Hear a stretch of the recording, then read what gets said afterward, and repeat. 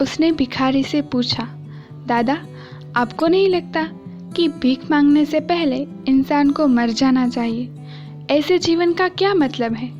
Hi hello नमस्ते, मैं हूँ अंजलि और आज हम सुनेंगे एक लड़के और एक वृद्ध भिखारी की कहानी। एक दिन एक जवान लड़का शहर के बड़े से तालाब की ओर जा रहा था, मन में ये निश्चय करके कि अब जीवन में जीने के लिए कुछ नहीं बचा। कॉलेज की परीक्षा में फेल हो चुका हूँ। फेल होने की वजह से ना करियर बन सका और ना ही माँ बाप की उम्मीदों पर खरा उतर सका। दरअसल राहुल नाम का ये लड़का अपने परिवार और गांव से दूर एक छात्रालय में रहकर पढ़ाई करता था। पढ़ाई में अच्छा होने के बावजूद गलत दोस्तों की संगत ने उसे गलत रास्ते पर लाकर पायमाल कर दिया था। अब जब उसको ये सब समझ में आया तब कुछ नहीं बचा था। कॉलेज की पढ़ाई पूरी हो जाने की वजह से वो छात्रालय से निकाल दिया गया था और अब कुछ दिन चल सके उतने पैसे भी राहुल के पास नहीं थे। ना तो वो फेल होकर अपने माँ बाप के पास जाना चाहता था। अब आत्महत्या का विचार करके राहुल तालाब की ओर कदम बढ़ा रहा था। इस दौरान राहुल ने उस रोड के फुटपाथ पर एक वृद्ध और बेहद लाचार भिखारी को वहां पे देखा। राहुल उसके पास गया और उसके पास ही बैठ गया।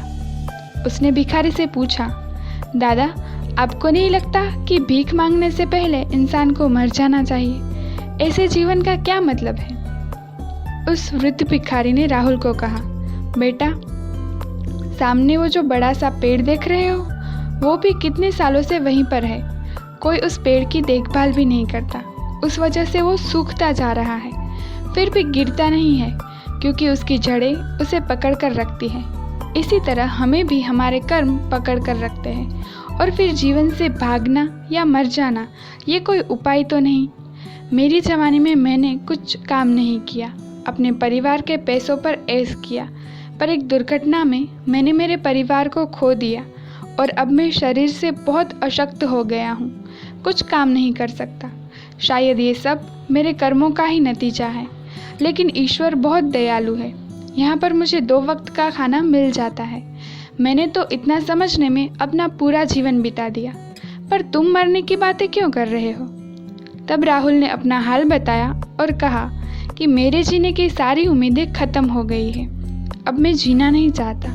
ये सुनकर उस वृद्ध व्यक्ति ने कहा, बेटा, उतार चढ़ाव तो जीवन में आते रहते हैं, उनसे हमें सीख लेकर आगे बढ़ना चाहिए, ना कि हार माननी चाहिए। और तुम सोचो कि तुम्हारे माँ बाप का तुम्हारे सिवा कौन है? वो कहाँ जाएंगे? और फिर एक परीक्षा का परिणाम तुम्हारा पूरा जीवन तय नहीं करता। तुम्हारे पास तो तुम्हारी पूरी जिंदगी पड़ी है।